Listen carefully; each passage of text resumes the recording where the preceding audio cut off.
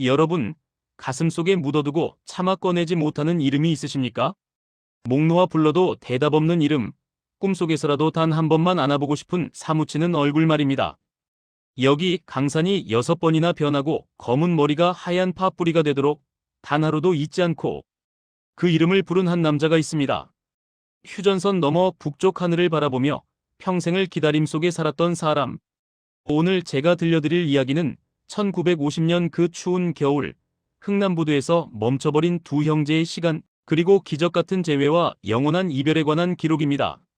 지금 곁에 있는 가족의 따뜻한 손을 한번 잡아보세요. 그리고 이 이야기에 귀 기울여 주십시오. 이것은 남의 이야기가 아니라 우리 아버지, 우리 어머니, 그리고 우리 민족의 가장 아픈 역사이기 때문입니다. 1950년 12월 23일, 함경남도 흥남부두. 살을 내는 듯한 칼바람이 불던 그날, 얼어붙은 바다 위로는 포탄이 떨어지고 부두는 생존을 위한 아비규환의 현장이었습니다. 12살 소년 김영수는 어머니가 챙겨준 보따리를 어깨에 메고 오른손으로는 9살 동생 영철이의 손을 으스러져라 꽉 잡고 있었습니다. 형아, 나 무서워. 배가 너무 커. 영철이의 입술은 추위와 공포로 파랗게 질려 있었고 형의 손을 놓칠까봐 온 힘을 다해 매달렸습니다. 괜찮아, 영철아. 형이 있잖아. 형이 지켜줄게. 이 배만 타면 따뜻한 남쪽으로 갈 수 있어. 내 손 절대 놓으면 안 된다. 하지만 운명은 야속했습니다. 메러디스 빅토리호, 그 거대한 배를 향해 수만 명의 인파가 파도처럼 밀려들었습니다. 여기저기서 아이들의 울음소리와 가족을 부르는 절규가 뒤엉켰습니다. 그때였습니다. 거친 인파가 한꺼번에 쏠리면서 누군가의 진보다리가 영수를 강하게 밀쳤습니다. 영수의 몸이 휘청거린 찰나 땀으로 끈적했던 두 형제의 손이 거짓말처럼 미끄러져 나갔습니다. 형아!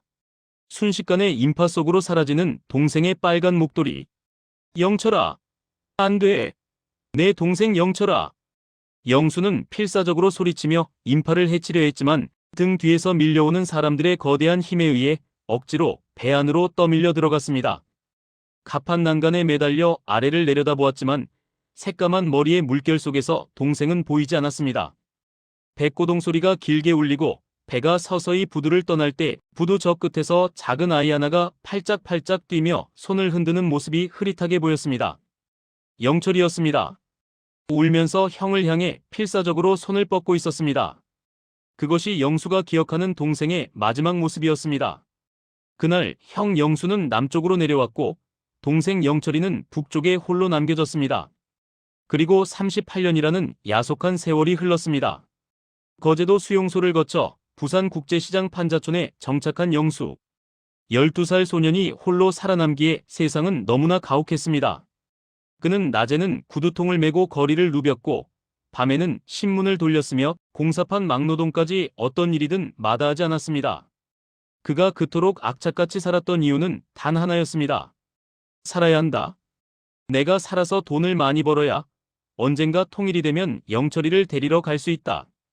영수는 성실함 하나로 가정을 꾸리고 자식들도 낳았습니다.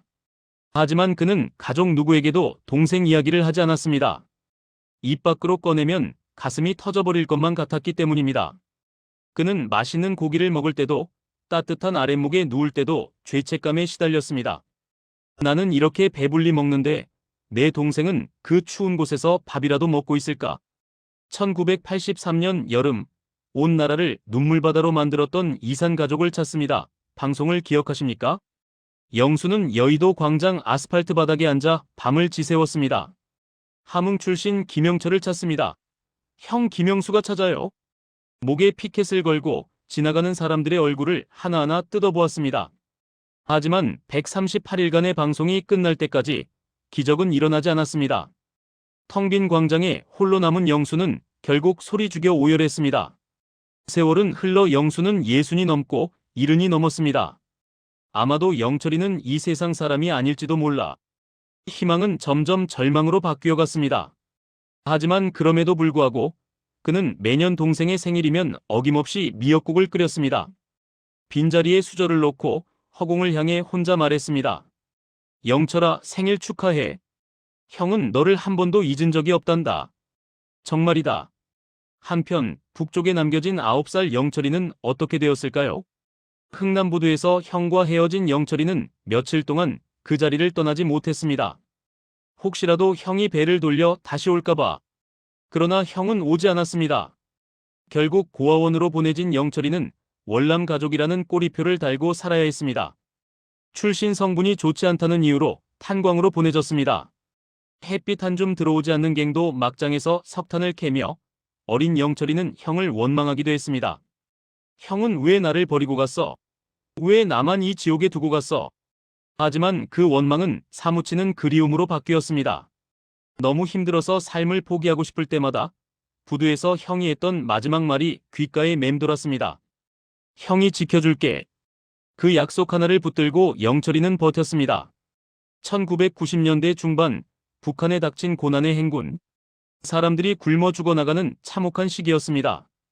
옥수수죽은커녕 소나무 껍질을 벗겨 먹으며 연명하던 어느 날 영철이는 아내에게 평생 숨겨온 비밀을 털어놓았습니다. 여보, 나 남쪽에 형님이 있어. 형님이 살아계실까? 남조선은 쌀밥에 고기국 먹고 산다는데 죽기 전에 형님 만나서 따뜻한 밥 한 끼 얻어먹는 게 내 소원이야. 머리가 하얗게 센 영철이는 매일 밤 남쪽 하늘을 바라보며 기도했습니다. 형님, 건강하게 계시지요? 저도 여기서 악착같이 살고 있습니다. 우리 꼭 다시 만납시다. 2018년 8월 20일 금강산 호텔. 영수는 이번에도 기대하지 않았습니다. 수십 번의 실망을 겪은 후였으니까요. 하지만 며느리의 간곡한 권유로 신청한 이번 상봉에서 기적 같은 통보를 받았습니다. 동생이 살아있다는 것입니다. 상봉장 문이 열리고 휠체어를 탄 한 노인이 들어왔습니다. 두 사람의 시선이 허공에서 마주쳤습니다. 68년이라는 세월이 흘러 얼굴엔 주름이 가득했지만 영수는 한눈에 알아보았습니다. 겁에 질려 형의 손을 잡던 그 9살 영철이의 눈망울이 그대로 남아있었습니다. 영철아, 형님. 두 노인은 체면도 잊은 채 아이처럼 엉엉 울며 서로를 끌어안았습니다. 68년의 한이, 68년의 그리움이 그 뜨거운 눈물 속에 다 녹아내렸습니다. 영수는 떨리는 손으로 동생의 거친 얼굴을 쓰다듬고 또 쓰다듬었습니다. 많이 늙었구나. 고생했지? 형이 미안해. 그때 내 손을 놓쳐서 내가 죄인이다. 영철이는 고개를 세차게 저었습니다. 아닙니다, 형님. 형님 잘못이 아닙니다. 저도 형님을 한 번도 잊은 적 없습니다. 형님이 꼭 데리러 올 거라고 믿고 살았습니다. 영철이는 주머니에서 꼬깃꼬깃한 낡은 사진 한 장을 꺼냈습니다. 흥남부두에서 찍었던 두 형제의 어린 시절 사진이었습니다. 68년 동안 품속에 간직해온 빛바랜 그 사진을 본 영수도 자신의 지갑에서 똑같은 사진을 꺼냈습니다. 서로 같은 사진을 품고 68년을 버텨온 두 형제. 형님, 저는 매일 이 사진을 보며 살았습니다. 이게 제 버팀목이었습니다. 그들에게 허락된 시간은 단 3시간. 68년을 기다렸는데 함께 할 수 있는 시간은 고작 3시간이었습니다. 야속하게도 작별의 시간은 너무나 빨리 찾아왔습니다. 버스 창문을 사이에 두고 두 형제는 유리창에 손바닥을 마주댔습니다. 유리를 사이에 두고 온기를 느끼려 애썼습니다. 영철아, 울지 마라. 우리 통일되면 제일 먼저 만나자. 내가 기어서라도 너 보러 갈게. 형님, 건강하시라요. 꼭 오래 사셔야 합니다. 버스가 출발하고 동생의 모습이 점 하나가 되어 사라질 때까지 영수는 손을 흔들고 또 흔들었습니다. 그것이 살아서 본 마지막 모습일 줄은 그때는 몰랐습니다. 상봉 후 서울로 돌아온 영수는 시름시름 앓기 시작했습니다. 동생을 그 추운 곳에 다시 두고 혼자만 편안한 집으로 돌아왔다는 죄책감이 그를 병들게 했습니다. 2019년 2월 영수는 작은 노트를 하나 샀습니다. 그리고 매일 펜을 들어 붙이지 못할 편지를 쓰기 시작했습니다. 2019년 1월 1일 사랑하는 동생 영철아, 오늘 떡국은 먹었니? 형은 목이 메어 떡국이 넘어가질 않더라. 내가 좋아하던 가자미식회를 보면 내 생각이 나고 길거리에 붕어빵을 봐도 내 생각이 난다. 추운 북녘 땅에서 떨고 있지는 않은지. 2020년 9월 영철아, 내 몸이 예전 같지 않구나. 자꾸만 꿈에 흥남부두가 나온다. 꿈속에서는 내 손을 놓치지 않고 배에 탔는데 깨고 나면 베개가 젖어 있어. 영철아, 형이 조금 늦더라도 기다려다오. 이번엔 절대 내 손 놓지 않을게. 그렇게 2년이 흘러 2021년 5월 3일, 영수는 폐암 말기 판정을 받고 결국 조용히 눈을 감았습니다. 향년 82세. 그의 손에는 영철이와 함께 찍은 금강산 상봉 사진이 쥐어져 있었습니다. 유품을 정리하던 아들은 아버지가 남긴 노트, 730통의 편지가 적힌 그 노트를 발견했습니다. 그리고 6개월 후 기적 같은 일이 일어났습니다. 적십 자사를 통해 아버지의 유언과도 같은 그 노트가 북쪽의 영철이에게 전달된 것입니다.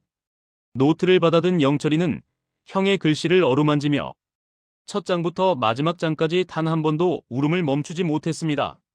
730통의 편지를 다 읽은 영철이는 떨리는 손으로 노트의 빈 페이지에 답장을 적어 내려갔습니다. 형님, 편지 잘 받았습니다. 730통의 편지를 하나하나 다 읽었습니다. 형님, 저도 형님을 사랑했습니다. 단 한순간도 형님을 잊은 적이 없었습니다. 형님이 너무 보고 싶습니다. 하지만 저도 이제 곧 형님을 만나러 갈 것 같습니다. 그곳에서 다시 만나면 이번엔 절대 헤어지지 맙시다. 형님, 그곳에서 기다리고 계세요. 제가 곧 가겠습니다. 형님을 사랑합니다. 영원히. 동생 영철 올림. 2022년 1월 15일 영철이도 형을 따라 세상을 떠났습니다. 그의 손에는 형이 보낸 낡은 노트가 꼭 쥐어져 있었습니다. 지금 두 형제는 어디에 있을까요? 아마도 휴전선도, 철조망도, 이념도 없는 그곳에서 흥남부두에서 놓쳤던 그 두 손을 다시 꼭 잡고 못다한 이야기를 나누고 있지 않을까요? 주름진 노인의 모습이 아니라 12살, 9살 소년의 모습으로 말입니다. 여러분, 분단은 단순히 땅을 나눈 것이 아닙니다. 사람을 나누고 가족을 나누고 인생을 송두리째 갈라놓은 비극입니다. 영수와 영철이처럼 지금 이 순간에도 수많은 이산 가족들이 서로의 생사라도 알기 위해 애타게 기다리고 있습니다.